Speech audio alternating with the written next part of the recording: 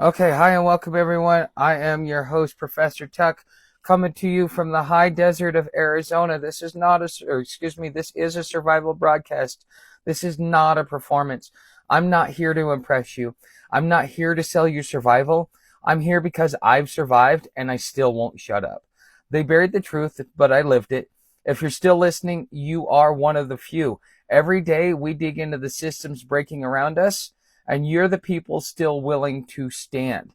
So welcome to the broadcast. And today is, Monday is Constitutional Monday, where we expose how the law is being twisted. Tuesday is Privacy Tuesday, the truth behind surveillance, censorship, and AI control. Wednesday, which is today, is Community Wednesday, where we talk about what it takes to stand together when everything else falls apart. Thursday is Digital Homestead Thursday, teaching off-grid folks how to survive in the modern economy without selling your soul. We make this really simplistic because I know most of my audience is over 40. Friday is Spiritual Friday. That's kind of how we end the week. We want it to be nice and easy, something to give you something to think about. And we're going to focus on inner strength, clarity, and values that outlast the noise. We're not going to worry about dogma or religions. What we're talking about is real spirituality, the relationship between you and your creator, which does not require a religion. Today's show is for the ones who are ready to stop surviving alone. Excuse me. This is how real community begins. So the collapse didn't come as a headline or a hurricane for me. It came when I actually lost my business. I was already in Texas when I heard a report that 25% of all businesses were owned by undocumented immigrants. Most were construction workers, landscaping workers, and cleaning, exactly where I worked. And that wasn't just competition. That was the writing on the wall. I had already been struggling. My prices had dropped by 20%. My overhead jumped by 50%. And the state made it clear. If you're not part of the Fortune 500, or if you're in one of those three industries, you're expendable. So that's when I knew collapse isn't coming. For some of us, it's already happened. And just to kind of give you one of the things that really that I want to make sure to make clear, about this situation, because it's important to understand my mindset. There was a lot going on.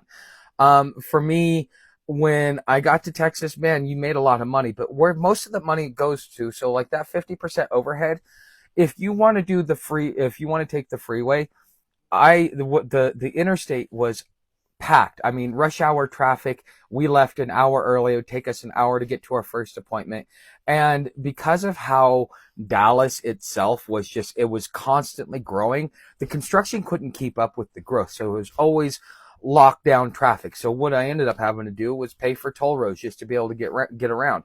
So $800 a month just to get to maybe 40 or 50 appointments throughout the month would technically cost me about $800 a month. That on top of competing with the border jumpers, that became a real big problem. One of the things that actually enticed me to come down to Texas from Oregon, which is where I originally started my business, was because people are saying, oh yes, business is easy, you can make more money, everything's going to be good for you. But in reality, because I was in one of the three industries that the illegals have, flooded and all this other stuff, all it did was just put me in a worse situation than I was. Okay, so, this, just so you guys know, this broadcast is powered by the people who believe in it. That would be you. If you value what we're doing here, head to hobotuck.com/support, or just click on the support tab at the top of the menu. Whether it's a one-time tip, monthly backing, or joining the Blueprint mission, every bit helps keep this going. During the pandemic, all businesses were supposed to be protected. They told us we'd be guaranteed EIDL loans. And, I qualified because, as being a small business, part of qualifying for the EIDL was if you didn't have any employees, but you were still a business. So it was me and my business partner. That's why we qualified for the EIDL. But the SBA kept turning me down. No explanation, just rejection. And this was supposed to be a guaranteed loan. There was actually a lot of small businesses that didn't get it. Now, all the big businesses that we're going to pay it back, because the EIDL, we weren't supposed to have to pay back. Now, the PPP loans, you were supposed to have to pay back over time. And so those were the loans that got priority, because they weren't just going to give away free money to small businesses. They wanted to watch us collapse. Some of the things that were going on during that time, I kind of wish I would have taken a guy up on it, but you had larger companies that were calling up to buy my book of business. And I was like, you know what, that might not be such a bad idea.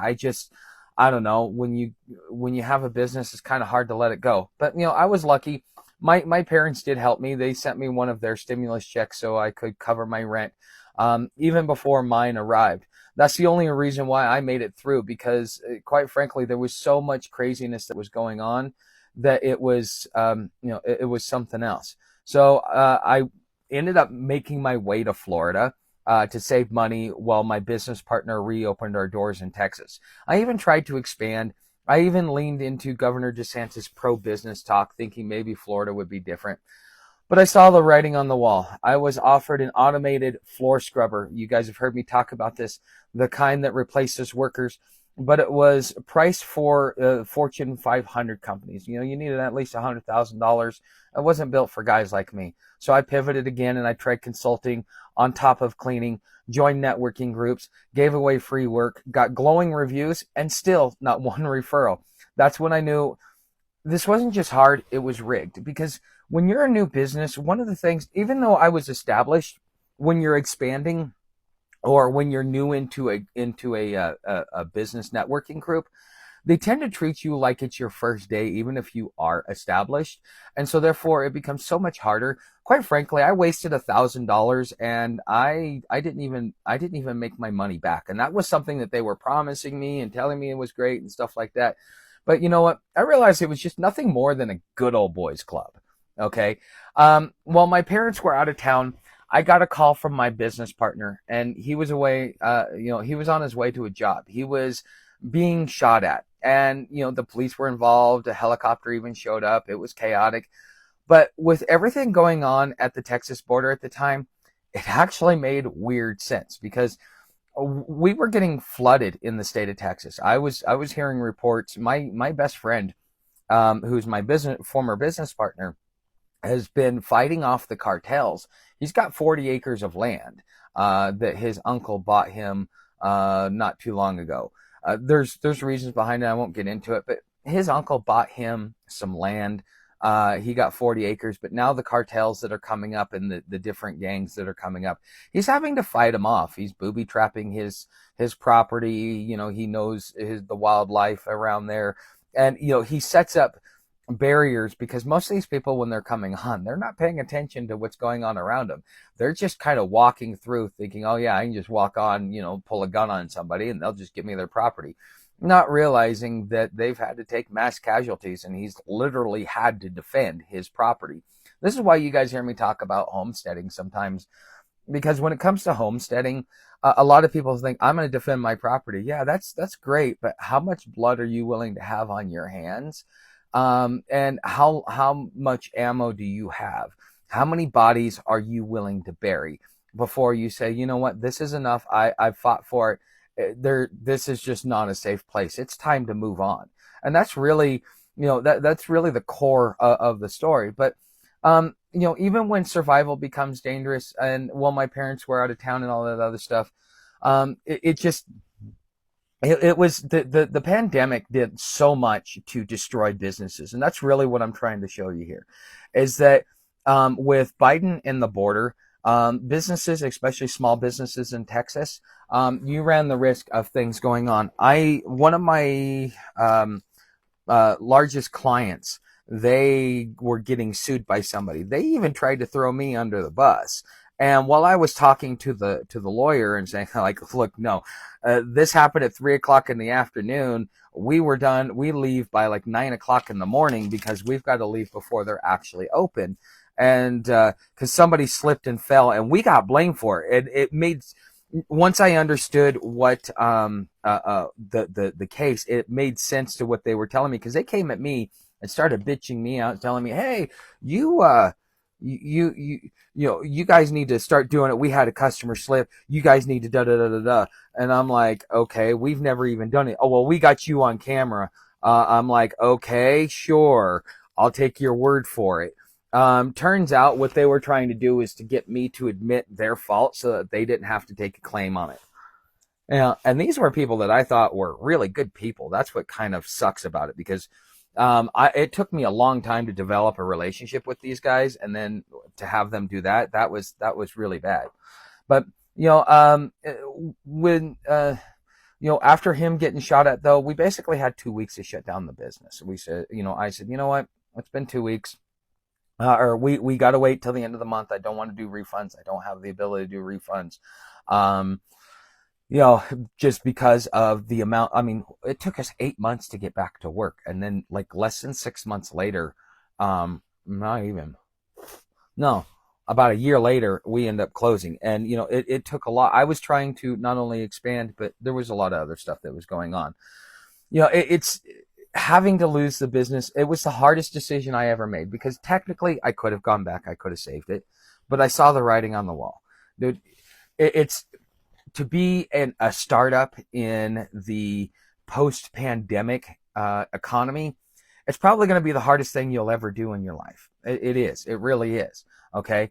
And so what I chose to do is, well, I want to say one more thing before we move on to the next part. I'm learning how to do these scripts, guys. I really am, because I'm kind of trying to have an outline so I don't forget the important stuff. Plus, I'm trying to build an arc here. So please be kind about this. If you are reading this on the blog, please make sure that you leave a comment, any suggestions that you have on how I could make this better, make this more informative for you. I will definitely take it into consideration. But I want to give a big thanks today to our sponsor, Stephanie at openairproperties.net. She helps people find raw land for off-grid living without the traps. If you mention the code FriarTuck, she'll take $50 off your deposit. That's her way of giving back to this broadcast and to the community and to you, helping you get your freedom. Because after I shut down the business, I didn't give up. I tried again. I started a new company, but that time it took a lot of businesses, especially the higher the ticket price. This is what most people don't realize.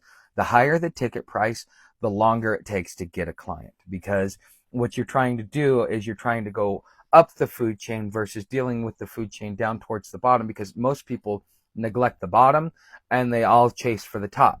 And so in my cleaning business, working with the bottom echelon really works. So I thought I would try the same thing, but it took me almost a year to land a client. And the thing is after that year, I finally decided, okay, I'm done. I'm going to go homeless. I'm going to do this. And I made my own plan. If you'd like to hear the full broadcast, come on over to hobotuck.com. And the previous day's recording is always embedded in the blog post.